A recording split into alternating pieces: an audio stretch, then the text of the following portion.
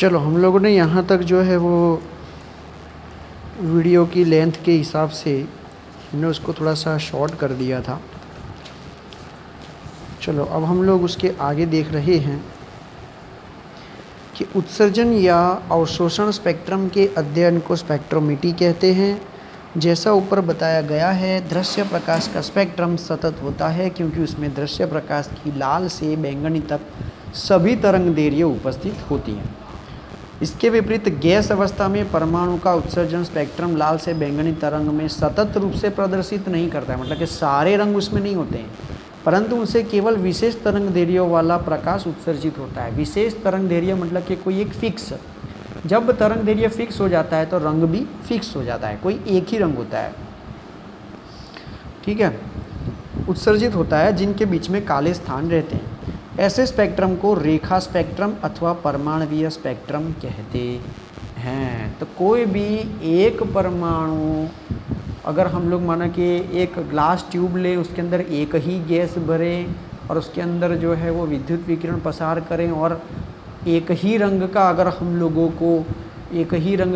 लोगों को प्रकाश मिलता है, फिक्स तरंग दैर्घ्य वाला प्रकाश मिलता है और उससे अगर हम लोग स्पेक्ट्रम बनाते हैं तो उसे हम लोग कहते हैं रेखा स्पेक्ट्रम। अथवा एक ही परमाणु उसके अंदर भरा है, एक ही परमाणु की गैस भरी है, इसीलिए उसको हम लोग कहेंगे परमाणुवीय स्पेक्ट्रम, क्योंकि उत्सर्जित विकिरण स्पेक्ट्रम में चमकीली रेखाओं के रूप में प्रदर्शित होता है।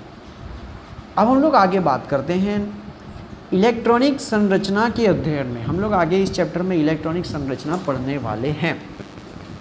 इलेक्ट्रॉनिक संरचना के अध्ययन में रेखा उत्सर्जन स्पेक्ट्रम का विशेष महत्व होता है।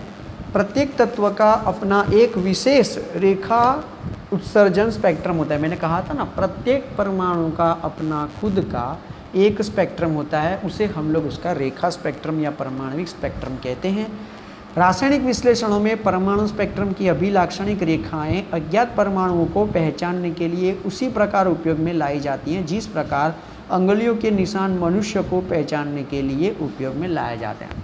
कि अगर आप लोगों को पृथ्वी पर कोई अज्ञात स्थान पर एक अज्ञात पदार्थ मिला है, हम लोग जांचना चाहते हैं कि इस पदार्थ के अंदर कौन से परमाणु हैं, तो उसका स्पेक्ट्रम निकाल के हम लोग देख सकते हैं। प्रत्येक परमाणु का अपना एक विशेष स्पेक्ट्रम होता है, जिससे हम लोग पता लगा सकते हैं कि अगर ये स्पेक्ट्रम है तो इसमें ये परमाणु होगा।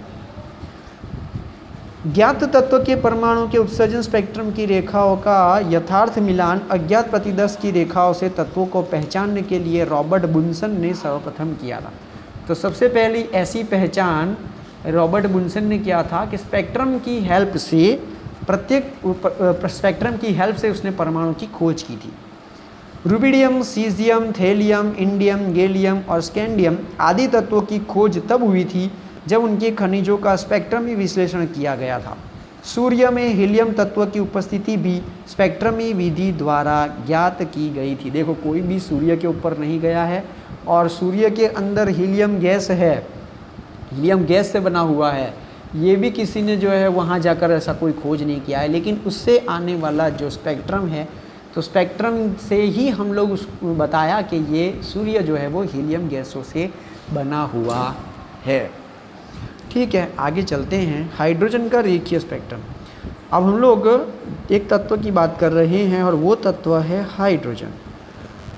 हाइड्रोजन गैस, और उस गैस का स्पेक्ट्रम निकालेंगे तो वो रेखीय स्पेक्ट्रम कहा जाएगा, रेखा स्पेक्ट्रम कहा जाएगा। तो हाइड्रोजन का रेखीय स्पेक्ट्रम कैसे है वो हम लोग समझ लेते हैं।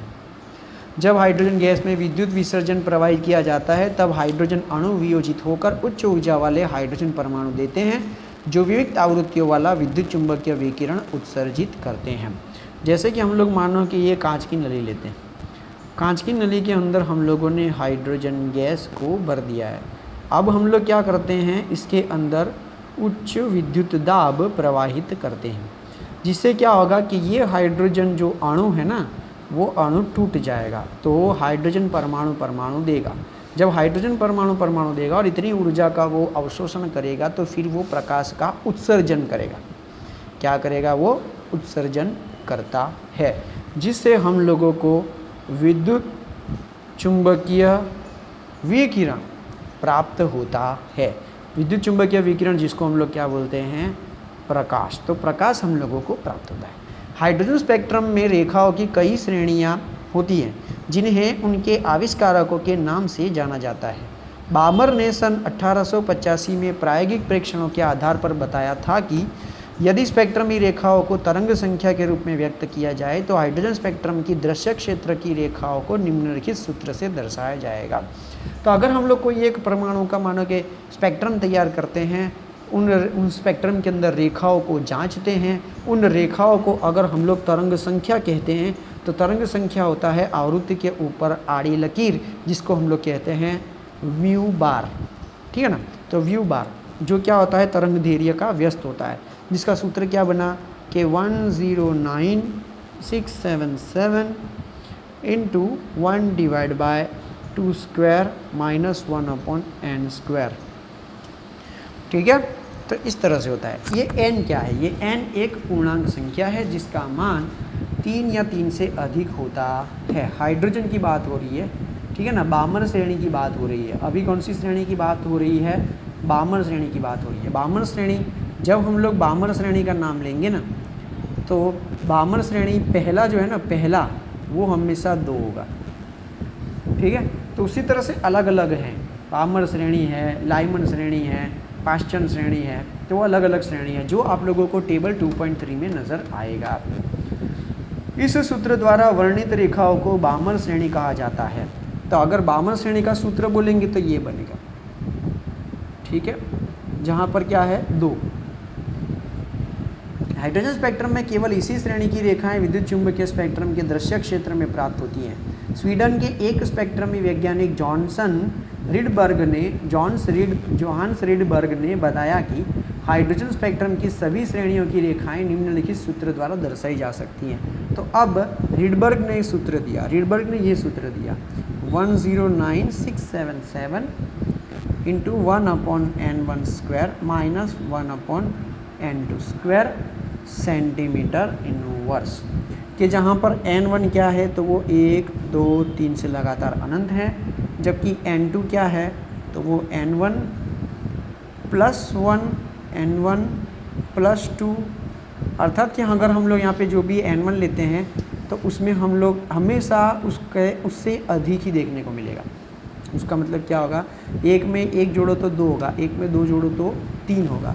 तो ये n2 हमेशा क्या होने वाला है n1 प्लस 1 n1 प्लस 2, अथवा हम लोग इसको ऐसा बोल सकते हैं 2 3 अप टू, क्योंकि पहला तो ये इसको ही मिलने वाला है, इसको तो हमेशा दूसरे से ही चालू होना है, ठीक है। और ये जो है ना 109677, इसको हम लोग रिडबर्ग स्थिरांक कहते हैं।